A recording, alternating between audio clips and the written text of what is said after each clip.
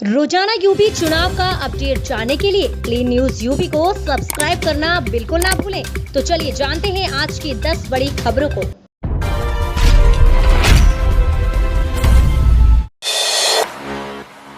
PM Narendra Modi कल काशी को Amul plant समेत 2095 करोड़ की देंगे सौगात, 20 लाख परिवारों को घरौनी। प्रधानमंत्री नरेंद्र मोदी 23 दिसंबर को दोपहर करीब 12:30 बजे अपने संसदीय क्षेत्र वाराणसी पहुंचेंगे। वह लगभग 2.5 घंटा वहां रहेंगे। इस दौरान काशी को अमूल प्लांट समेत 2095.67 करोड़ की सौगात देंगे। जनसभा को भी संबोधित करेंगे, जिसमें किसानों की आगे भागीदारी होगी। बनारस सहित देश भर के लिए डेयरी मार्ग भी लॉन्च करेंगे।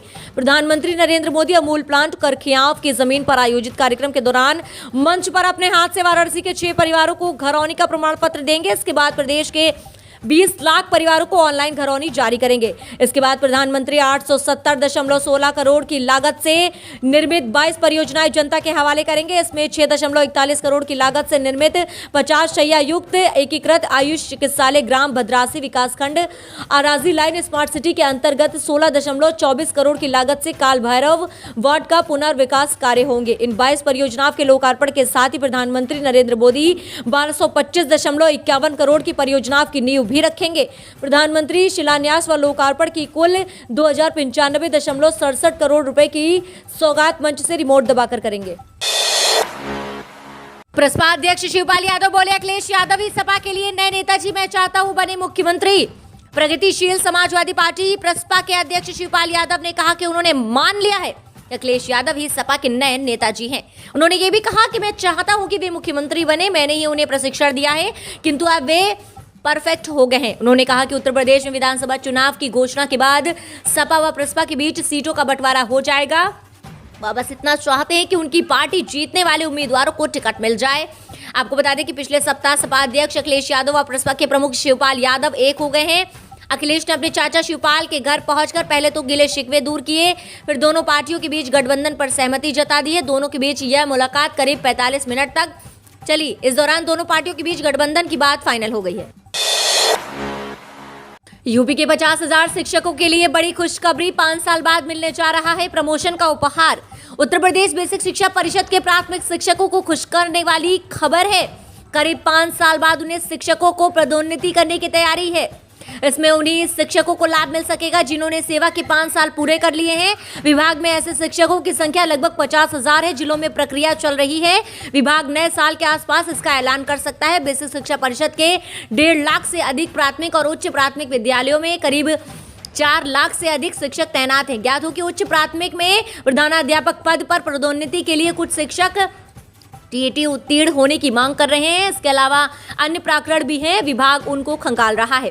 पदोन्नति पाने वालों में उस शिक्षकों की संख्या अधिक है जिन्हें सपा सरकार ने नियुक्ति मिली थी। इस बार 5 साल की सेवा पूरी करने वाले शिक्षकों की संख्या 50,000 के आसपास है। इसलिए सेवा काल में उन्हें छूट मिलने की उम्मीद नहीं है। नए साल में गरजेंगे शाह, विजय संकल्प यात्रा से भाजपा की चुनावी हुंकार। जाने स्टार प्रचारक कब करेंगे दौरा। 2022 उत्तराखंड में विधानसभा चुनाव की आदर्श आचार संहिता लगने से पहले के समय का भाजपा पूरा लाभ उठाने में जुटी है। प्रदेश में चल रही विजय संकल्प यात्रा के दौरान होने वाले सभाओं के लिए पार्टी द्वारा जिस तरह अपने स्टार प्रचारक मैदान में उतारे जा रहे हैं, वह तो इसी तरफ इशारा कर रहे हैं कि माना जा रहा है विधानसभा चुनाव की घोषणा अगले माह के मध्य में हो सकती है। शायद यही कारण है कि भाजपा ने इससे पहले ही अपने सभी स्टार प्रचारकों को चुनावी दृष्टि से राज्य में मोर्चे पर लगाया हुआ है। वैसे भी चुनाव की घोषणा होने के बाद पार्टी के सूचीबद्ध स्टार प्रचारक ही आते हैं। ऐसे में आचार संहिता लगने से पहले के समय का भाजपा भरपूर फायदा उठाने के मूड में है। यही नहीं, वर्तमान में विजय संकल्प यात्रा के लिए भी पार्टी ने केंद्रीय समेत अन्य नेताओं की सभाओं के कार्यक्रम तय किए हैं। प्रधानमंत्री मोदी की 30 दिसंबर को कुमाऊं मंडल में रैली पहले ही प्रस्तावित है। भाजपा के राष्ट्रीय अध्यक्ष जेपी नड्डा का 26 दिसंबर को देहरादून का दौरा प्रस्तावित है। इस दौरान वह चुनाव प्रबंधन समिति के साथ ही पार्टी के प्रांतीय पदाधिकारियों की बैठक लेंगे। लड़कियों की शादी की उम्र 21 कर 22 का चुनाव जीतने की तैयारी में बीजेपी, विपक्ष भी है सतर्क। केंद्र की नरेंद्र मोदी सरकार लड़कियों की शादी की उम्र 18 से बढ़कर 21 साल करने की तैयारी में है। विपक्ष लगातार इसका विरोध कर रहा है। कल यानी मंगलवार को लोकसभा में इस संशोधन विधेयक को पेश करने के बाद इसे संसदीय स्थायी समिति को करीब से जांच के लिए भेज दिया गया है, जिसकी मांग विपक्ष भी कर रहा था। लेकिन राजनीतिक हलकों को लगता है कि आगामी विधानसभा चुनावों को देखते हुए सरकार रणनीति बना रही है। इसे चुनावों से ठीक पहले विपक्ष के विरोध और मांगों के बीच सरकार ने ही लोकसभा में विधेयक को संसदीय पैनल को भेजने का प्रस्ताव दिया है।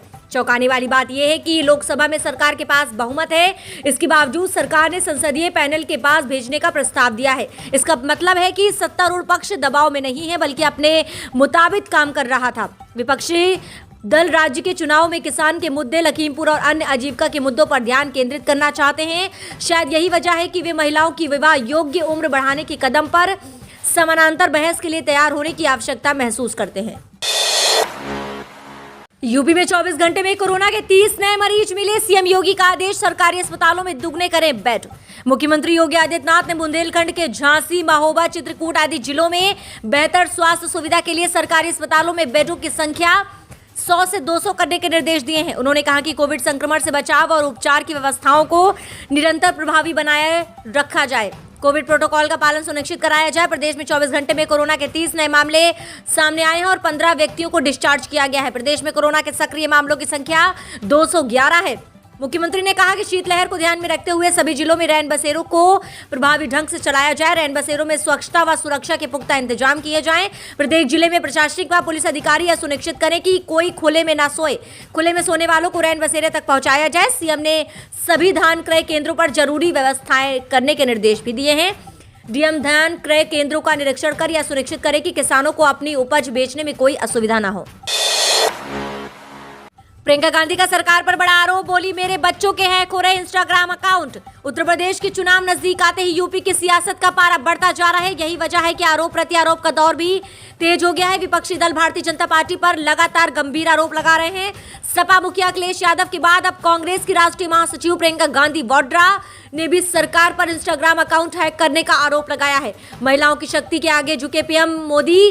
प्रियंका गांधी ने कहा कि उत्तर प्रदेश की महिलाओं, मैंने आपसे कहा था कि अपनी शक्ति को पहचानो। आज आपकी शक्ति के सामने इस देश के प्रधानमंत्री नरेंद्र मोदी भी झुक गए हैं। वो समझ गए हैं कि महिलाएं खड़ी हो गई हैं। 5 सालों से क्यों नहीं ये घोषणा की है, आज चुनाव से पहले क्यों कह रहे हैं। उन्होंने कहा कि प्रधानमंत्री समझ चुके हैं कि अब प्रदेश की महिलाएं जागरूक हो गई हैं। मैं लड़की हूं, लड़ सकती हूं का नारा हमने दिया, जिससे महिला जाग गई है। समाजवादी पार्टी के राष्ट्रीय अध्यक्ष अखिलेश यादव ने फोन कॉल टैपिंग का आरोप लगाया था। अखिलेश ने कहा था कि 24 घंटे मुख्यमंत्री काम कर रहे हैं, वह इस काम के अलावा और क्या करेगा। इसके साथ ही अखिलेश ने यूपी के सीएम योगी आदित्यनाथ को प्रदेश का अनुपयोगी मुख्यमंत्री कहा था। भाजपा प्रदेश अध्यक्ष ने कॉपी किया प्रियंका का नारा। सपा में डिंपल तय कर रही महिलाओं की भागीदारी, बसपा भी चल रही इसी राह पर। लड़की हूं, लड़ सकती हूं का नारा कांग्रेस महासचिव प्रियंका गांधी ने दिया। यूपी चुनाव में 40% टिकट महिलाओं को देने का वादा किया। इस कदम ने महिलाओं को सियासत के केंद्र में लाकर खड़ा कर दिया है। अब सत्तारूढ़ भाजपा हो या विपक्ष की सपा बसपा, सब इसी राह पर चल पड़े हैं। भाजपा के प्रदेश अध्यक्ष स्वतंत्र देव सिंह ने ट्वीट किया है, लड़की हूं, अब मैं भी पढ़ सकती हूं, आगे बढ़ सकती हूं और विश्व का नेतृत्व कर सकती हूं। उन्होंने लिखा कि पीएम मोदी के प्रयासों का प्रतिफल है। आज हमारे देश की बहन बेटियां इस नारे को आत्मसात करते हुए हर क्षेत्र में कीर्तिमान स्थापित कर रही हैं। वहीं सपा में अखिलेश यादव ने महिलाओं को साधने की जिम्मेदारी डिंपल यादव को सौंपी है। वहीं बसपा में पहली बार मायावती के अलावा किसी महिला चेहरे को बड़ी जिम्मेदारी सौंपी गई है। उत्तर प्रदेश में सभी पार्टियों का अपना जनाधार है। कांग्रेस के पास किसी भी जाति का कोई मजबूत आधार नहीं है। दशकों से पार्टी प्रदेश में अपने अस्तित्व की लड़ाई लड़ रही है। यही कारण है कि महिलाओं के बीच प्रियंका गांधी वाड्रा की छवि को भुनाने के लिए चुनावी खाका तैयार किया गया है। यदि महिला वोटर्स ने कांग्रेस पार्टी को समर्थन देने का विकल्प चुना तो प्रदेश में नतीजों पर बहुत बड़ा प्रभाव देखने को मिल सकता है और इससे प्रियंका गांधी की छवि भी मजबूत होगी। टिकट कटने के डर से पार्टी के खिलाफ बोलने से डरते हैं नेता, मुझे टिकट कटने की कोई चिंता नहीं। वरुण अपनी भी पार्टी के खिलाफ समय समय पर बयानों को लेकर सुर्खियों में रहने वाले भारतीय जनता पार्टी के फायर ब्रांड सांसद अरुण गांधी ने कहा कि टिकट कटने के डर से पार्टी के नेता जनहित के कई मुद्दों पर अपनी आवाज मुखर नहीं कर सकते, लेकिन उन्हें इसका डर नहीं है क्योंकि उनके परिवार ने निर्दलीय भी चुनाव जीते हैं। बहेड़ी विधानसभा क्षेत्र के 2 दिवसीय दौरे पर आए पीलीभीत के सांसद ने मंगलवार को कहा, मैं देश में हर उस व्यक्ति के साथ खड़ा हूं जिसके साथ अन्याय हो रहा है। गन्ने का रेट बढ़ाने के लिए सिर्फ मैंने ही इस मुद्दे को उठाया। रेट बढ़ाने की बात कहने की किसी सांसद विधायक की हिम्मत नहीं हुई। दरअसल टिकट कटने के डर से नेता पार्टी के खिलाफ बोलने से डरते हैं। गन्ने का रेट बढ़ाने की चर्चा करते हुए सरकार से किसी सांसद विधायक की हिम्मत नहीं हुई। केवल उन्होंने ही गन्ने के रेट बढ़ाने का मुद्दा उठाया, क्योंकि उन नेताओं को डर लगता है कि हमारा टिकट कट जाएगा। जनता की आवाज अगर जनप्रतिनिधि नहीं उठाएगा तो कौन उठाएगा। उन्होंने कहा कि मुझे टिकट कटने से कोई फर्क नहीं पड़ता। मेरे परिवार ने निर्दलीय चुनाव जीते हैं और कभी हारे नहीं हैं। मैं झूठ नहीं बोलूंगा, जो सच है वही बोलूंगा। सरकार तो आती जाती रहती है। उत्तर प्रदेश 2022 विधानसभा चुनाव के करीब आते ही सियासी हलचल तेज होती नजर आ रही है। किसी के लिए कुर्सी बचाने की चुनौती तो किसी के लिए कुर्सी पाने की चुनौती, वोट बैंक बनाने की चुनौती, जनता तक अपनी बात पहुंचाने की चुनौती। क्या ये यूपी का चुनाव है? लखनऊ में जीत का मतलब दिल्ली की कुर्सी पर अपनी धाप बनाना। 5 साल पहले योगी को यूपी में सीएम की कुर्सी मिली थी। अब 5 साल बाद योगी को यूपी में सीएम की कुर्सी हासिल करनी है। सी वोटर सर्वे के अनुसार योगी अपनी पूरी ताकत से सत्ता में वापस आने की जुगत में लगे हुए हैं। इसी बीच सपा प्रमुख अखिलेश यादव भी सत्ता में पुनः अपनी सरकार बनाने के लिए कोई भी हथकंडा अपनाने को तैयार है। सपा बसपा से कांग्रेस बीजेपी लगातार एक दूसरे पर हमलावर हो रहे हैं। वहीं योगी की लोकप्रियता के सामने विरोधी कहीं टिकते नजर नहीं आ रहे हैं। वहीं आज हमने जनता की राय के अनुसार एक ओपिनियन पोल तैयार किया है, तो चलिए जानते हैं कि जनता किसे अपनी पहली पसंद बना रही है। आपके हिसाब से कौन सी पहली पार्टी उभर कर सामने आ सकती है? किस पार्टी को कितनी सीटें मिल रही हैं? आइए बात कर लेते हैं। सबसे पहले बात करते हैं बीजेपी की। तो बीजेपी को यहां पर मिल रही हैं 212 से 224 विधानसभा सीटें। वहीं बात कर लेते हैं समाजवादी पार्टी की। तो समाजवादी पार्टी को यहां पर मिल रही हैं 151 से 163 सीटें, यानी समाजवादी पार्टी के हिस्से में आ रही है 151 से 163 विधानसभा सीटें। बात कर लेते हैं बहुजन समाज पार्टी की। तो बहुजन समाज पार्टी को यहां पर मिल रही हैं 12 से 24 सीटें। वहीं कांग्रेस के हिस्से में आ रही हैं 2 से 10 सीटें। अन्य को यहां पर मिल रही हैं 2 से 6 विधानसभा सीटें। सी वोटर सर्वे के अनुसार ऐसा लग रहा है कि बीजेपी फिलहाल एक बार फिर उभर कर सामने आ सकती है। ये तो आने वाला वक्त बताएगा। फिलहाल आपकी क्या राय है, हमें कमेंट के माध्यम से जरूर बताएं। आपके हिसाब से किसको सरकार बननी चाहिए, किसको हासिल होगी जीत की कुर्सी, हमें कमेंट के माध्यम से जरूर बताएं। आपकी राय हमारे लिए बेहद जरूरी है।